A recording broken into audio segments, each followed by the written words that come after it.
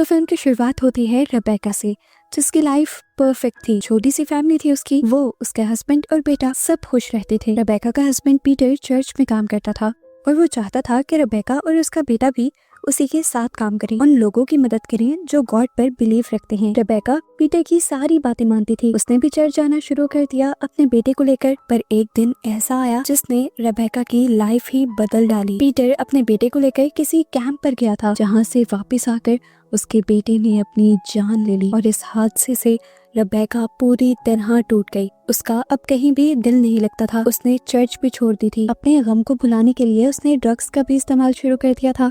और इस तरह पीटर, जिसकी सोसाइटी में बहुत ज्यादा इज्जत थी, वो रेबेका की हरकतों से तंग आने लगा था। वो रेबेका को कहता है, तुम्हारे पास सिर्फ 1 साल है, अगर तुमने अपने आप को ठीक ना किया तो मैं तुम्हें छोड़कर चला जाऊंगा। रेबेका, जो पीटर से बहुत ज्यादा प्यार करती थी और कभी उसे छोड़ना नहीं चाहती थी, उसने फैसला किया कि आज से वो वही करेगी जो पीटर चाहेगा। पीटर अपनी एक फ्रेंड मरियम, जो उसी के साथ चर्च में काम करती थी, उसे रेबेका की काउंसलिंग की ड्यूटी देता है और खुद दूसरे घर में शिफ्ट हो जाता है, क्योंकि उसने फैसला किया था कि अब वो रेबेका से तभी मिलेगा जब रेबेका पूरी तरह ठीक हो जाएगी। वक्त गुजरता है, लगभग 1 साल पूरा होने वाला था कि रेबेका और पीटर एक साथ नहीं रह रहे थे। हम रेबेका को देखते हैं जिसकी हालत इस 1 साल में और भी ज्यादा खराब हो गई थी। हालांकि वो ड्रग्स नहीं ले रही थी, फिर भी उसे हेलुसिनेशंस होती थी। उसे लगने लगा था कि उस घर में कोई है जो उसका पीछा करता है, जो उसे मारना चाहता है। कोई तो था जो रात के टाइम इनके घर के अंदर आता था और फिर पीटर के ऑफिस में घुस कर बैठ जाता था। उसने ये बात सबको बताने की कोशिश की, फोन पर पीटर को भी बताई, मरियम को भी बताई, पर मरियम ने भी उसकी बातों पर बिलीव करने से इनकार कर दिया। पीटर ने तो यहाँ तक उसे ये भी कह दिया कि मुझे लग रहा है तुमने अपनी आदतें छोड़ी नहीं, ड्रग्स तुम अभी भी कर रही हो। सबकी ये बातें सुनकर आखिर रेबेका खुद भी ये मान ही लेती है, हो सकता है कि ये मेरे ही हेलुसिनेशंस हो, शायद मुझे ही डिप्रेशन और एंजाइटी की वजह से इस तरह की चीजें नजर आ रही हूँ। जब वो इस बात पे यकीन कर लेती है तो कुछ दिन तो अच्छे गुजर जाते हैं, मगर एक दिन फिर उसे ऐसा ही लगता है जैसे चुपके से कोई उसके घर में घुस आया है और अब वो पीटर की ऑफिस के अंदर है। वो बुरी तरह डर गई। उसने पीटर को कॉल की, लेकिन पीटर भी अब कॉल पिक नहीं कर रहा था। वो पीटर को अब मैसेज करती है कि मुझे लग रहा है हमारे घर में एक चोर घुस आया है और मैं उसे मार दूंगी। रेबेका काफी डरी हुई थी। एक गन लेकर वो चुपके से अपने बेड पर बैठ गई। दोबारा उसे अपने दरवाजे के पास से एक आवाज आई। फौरन वो गन लेकर बाहर आ गई, पर मेन एंट्रेंस पर पीटर ही था। वो घबराई हुई थी। पीटर को देखकर वो भागते हुए नीचे आई और उसने पीटर से कहा, मेरा यकीन मानो, कोई घर में घुस आया था और वो मुझे मारना चाहता है। पीटर उसकी बात मानते हुए पूरे घर को छान लेता है, अपना ऑफिस भी देखता है, लेकिन पूरे घर में कोई भी नहीं था। इस मर्तबा पीटर को गुस्सा आ जाता है और वो रेबेका पर चिल्लाने लग जाता है कि तुम अपनी हरकतों से बाज नहीं आई, तुमने ड्रग्स लेना नहीं छोड़े और उसी सब का असर हो रहा है। रेबेका उसे प्रॉमिस करती है कि मैं तो पिछले 1 साल से कोई भी सब्सटेंस यूज नहीं कर रही हूँ। मरियम भी मेरी काउंसलिंग कर रही है और मैंने काफी इम्प्रूव किया है। वो कहती है कि मुझे तुम्हारे साथ रहना है, तुम्हारे साथ ही रहने के लिए मैं अपने आप को बदल रही हूँ। लेकिन पीटर को उसकी एक भी बात पर यकीन नहीं था। पीटर गुस्से में जाते जाते रेबेका से कहकर जाता है कि अब कुछ ही महीने बचे हैं और अगर तुमने अपने आप को इम्प्रूव नहीं किया तो मैं तुम्हें छोड़ दूंगा। फिर अगले दिन हम रेबेका को गार्डन साफ करते हुए देखते हैं और तभी उसे ऐसा महसूस होता है कि जैसे उसके घर के अंदर कोई शैडो है, कोई साया जो उसके ऊपर नजर रखे हुए है। इतनी देर में उसके घर पर मरियम भी आ जाती है और वो इस बात के बारे में मरियम को भी बताती है, लेकिन मरियम भी उसकी बात नहीं मानती और इग्नोर करके उसे बाइबल के वर्स पढ़ाने लग जाती है। इनकी बातों के दौरान ही रेबेका को पीटर का मैसेज आता है। वो बता रहा था कि आज वो रेबेका से मिलने के लिए आएगा। रेबेका बहुत ज्यादा खुश हो जाती है। इस मैसेज का उसने काफी टाइम से इंतजार किया था। फाइनली आज पीटर को उसकी याद आ ही गई थी। वो अच्छा सा तैयार होती है, घर साफ करती है, थोड़ा बहुत उसे डेकोरेट भी करती है और पीटर की पसंद का बहुत सारा खाना भी बनाती है। अच्छा सा तैयार होकर वो रात को पीटर का इंतजार कर रही होती है और आखिर पीटर आ भी जाता है। रेबेका बहुत ज्यादा खुश थी, लेकिन यहाँ पर पीटर रेबेका से मिलने के लिए नहीं आया था, वो तो उसे डाइवोर्स पेपर्स देने के लिए आया था। वो रेबेका से कहता है, इन पर साइन कर दो, मैं अब तुम्हारे साथ और नहीं रहना चाहता। ये सुनते ही रेबेका बुरी तरह टूट गई थी। वो पीटर से मिन्नतें करने लगती है कि ऐसा मत करो, मैंने तुम्हारे लिए अपने आप को बिल्कुल बदल लिया है, मैंने ड्रग्स भी छोड़ दी हैं, सारी बुरी आदतें भी छोड़ दी हैं और अब तो मैं तुम्हारे साथ चर्च भी जाना शुरू कर दूंगी। लेकिन पीटर तो कुछ सुनने को तैयार ही नहीं था। इसी वजह से अब रेबेका को भी गुस्सा आ जाता है और इन दोनों के दरमियान में लड़ाई शुरू हो जाती है। पीटर रेबेका से कहता है, मैं तुम्हें छोड़ना चाहता हूँ क्योंकि तुम्हारी ही लापरवाही की वजह से हमारा बेटा मर गया था रेबेका कहती है उसमें मेरी क्या गलती थी, वो तुम्हारे साथ गया था, आकर उसने सुसाइड कर ली। और तुम्हें अच्छी तरह याद होना चाहिए कि जब वो तुम्हारे साथ कैंप गया था उससे पहले वो बहुत ज्यादा खुश था। और अब क्या तुम मुझे ये बताना पसंद करोगे कि आखिर उस कैंप में ऐसा हुआ क्या था जिसकी वजह से आकर मेरे बेटे ने अपनी जान ले ली। एक दूसरे पर ये दोनों चिल्ला रहे थे और आखिर पीटर रेबेका से कह देता है जो भी है मैंने फैसला कर लिया है कि मैं तुम्हारे साथ नहीं रहूंगा। रेबेका जिसके पेरेंट्स भी नहीं थे, उसका बेटा भी मर चुका था और अब जब उसका हस्बैंड भी उसे छोड़कर जा रहा था तो उसके लिए लाइफ बहुत मुश्किल होने वाली थी। इसीलिए वो डिसाइड करती है कि वो अभी अपनी जान ले लेगी। वो एक पिस्टल निकालती है ड्रॉ से और अपने सर पर रख लेती है और अपने आप को मारने की धमकी देती है। इन दोनों की इसी बहस के दौरान घर में किसी के जोरदार चिल्लाने की आवाज आती है। ये आवाज इतनी भयानक, इतनी तेज थी कि रेबेका और पीटर के बाल तक उड़ गए। कोई भी इंसान इतनी जोर से नहीं चिल्ला सकता था। पीटर को साफ पता चल गया था कि जरूर यहाँ पर कोई डीमन या कोई दूसरी पावर है। ये चीख इतनी डरावनी थी कि पीटर और रेबेका दोनों ही डर गए थे। रेबेका अपनी लड़ाई भुलाते हुए पीटर से कहती है देखो मैंने कहा था ना कि इस घर के अंदर कोई है, कोई शेडो है। तुमने मेरी बात नहीं मानी थी, अब तो तुमने उसकी आवाज खुद भी सुन ली ना। पीटर अब रेबेका की बात मानते हुए पूरे घर को चेक करने लग जाता है, लेकिन उनके घर में कोई भी नहीं था। काफी देर भी ढूंढने के बाद इन्हें घर में कुछ भी नहीं मिलता तो पीटर समझता है कि जरूर ये उन दोनों की गलत फहमी होगी। रेबेका कहती है हम दोनों के ही दिमागों में एक जैसी चीज नहीं चल सकती, यहाँ पर सच में कोई है। जब से तुम यहाँ से गए हो तब से ही वो शैडो इस घर में रह रहा है। उसने बार बार मुझे मारने की भी कोशिश की है और वो तकरीबन हर टाइम ही मेरा पीछा करता रहता है। इसी वजह से मैं डरती थी और आप लोगों को लगता रहा कि मैं ड्रग्स कर रही हूँ।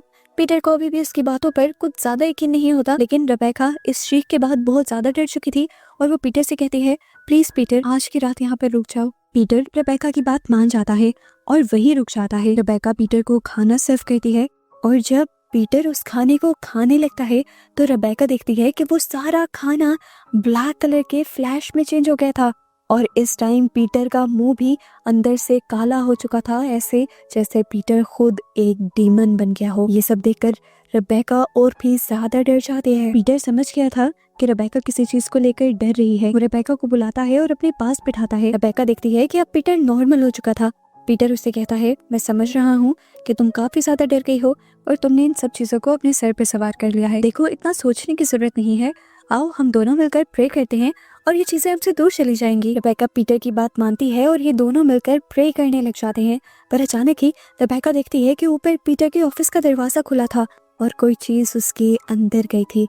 ये देखकर वो चीखने लगी। दरवाजा बंद होने की आवाज क्योंकि पीटर को भी आई थी, इसलिए अभी के लिए उसे रेबेका पर यकीन था। वो गन लिए हुए ऊपर जाता है और अपने ऑफिस का दरवाजा खोलने की कोशिश करता है। पीटर उस दरवाजे के हैंडल को मोड़ने की कोशिश करता है, लेकिन वो जितना भी जोर लगा रहा था हैंडल मुड़ नहीं रहा था। पीटर समझ गया कि इस दरवाजे के पीछे कोई बहुत ही भयानक ताकत छुपी हुई है। अब पीटर यहाँ दरवाजे को पकड़े हुए ही कुछ प्रेयर्स पढ़ने लग जाता है और अंदर जो भी चीज थी वो एक और मर्तबा इतनी जोर से चिल्लाती है कि पीटर और रेबेका दोनों डर जाते हैं।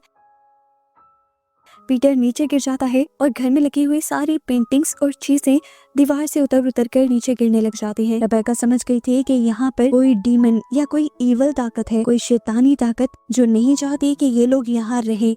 वो ये भी समझ गई थी कि अगर वो लोग यहाँ रहे तो उनकी जान को खतरा हो सकता है।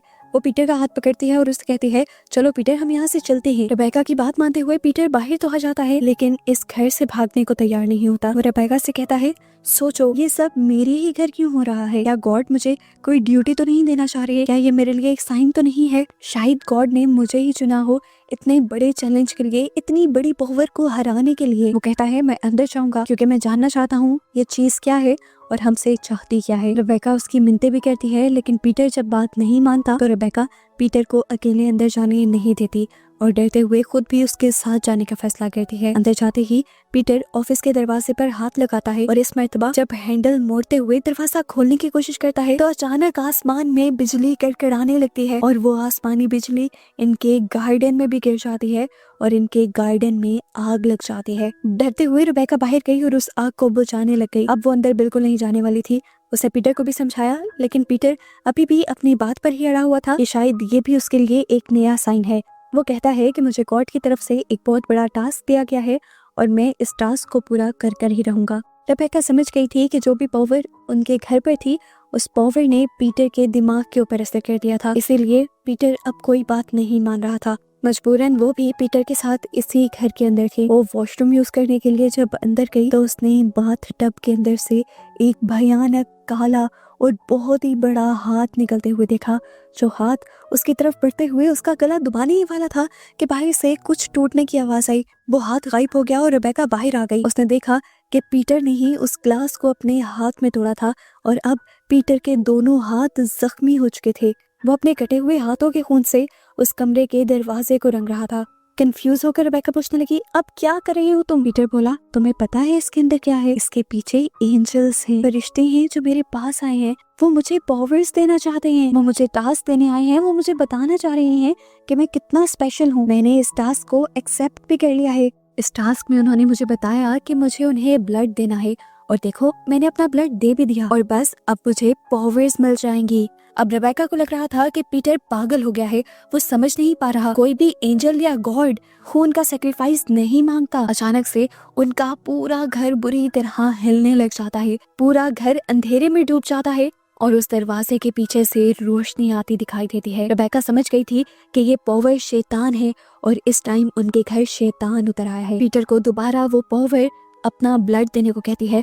पीटर अपना ब्लड उस दरवाजे के नीचे फेंक देता है, वहां से ब्लड गायब हो जाता है। दरवाजे के नीचे से ब्लैक पावर्स निकलती हैं जो एकदम से पीटर के डोर पर लगे हुए क्रूसीफिक्स को उठाकर दूर फेंक देती हैं और पीटर को पावर्स दे देती हैं और ये डार्क पावर्स थी। रेबेका देखती है कि पीटर के जख्म खुद ब खुद अब हील होने लगे थे और ये देखते हुए खुश होकर पीटर पागलों की तरह हंस रहा था। आखिर वो इतनी सारी पावर को एक साथ हैंडल भी नहीं कर पाता और बेहोश हो जाता है। रेबेका समझ गई थी कि अब ये घर और भी ज्यादा खतरनाक हो चुका है, इसीलिए वो पीटर को उठाते हुए उसे अपनी दोस्त मरियम के घर ले जाती है। ये लोग सारी बातें जाकर मरियम को बताते हैं और मरियम के लिए भी इन बातों पर बिलीव करना मुश्किल हो जाता है कि क्या सच में उनके घर कोई शैडो थे। रेबेका कह रही थी कि उसके घर पर डिमोनिक शैडो है, जबकि पीटर कह रहा था कि उसके घर पर एंजल्स हैं जो उसे पावर देकर गए हैं। अब मरियम कंफ्यूज हो जाती है कि किसकी बात मानी जाए। उसे ये तो अंदाजा हो गया था कि घर में जरूर कुछ ऐसा हुआ है जिसकी वजह से ये दोनों डिस्टर्ब हैं। वो इन दोनों से कहते हैं, एक काम करें, आज के लिए आप दोनों रेस्ट करें, सुबह उठकर हम इस बारे में बात करेंगे। ये लोग सोने के लिए चले जाते हैं और रेबेका सोते हुए फील करती है कि वो बड़े बड़े से डिमोनिक हाथ दोबारा उसकी तरफ बढ़ रहे थे, जिन्होंने उसके गले को चोक भी कर दिया, यानी उसका गला भी दबा दिया।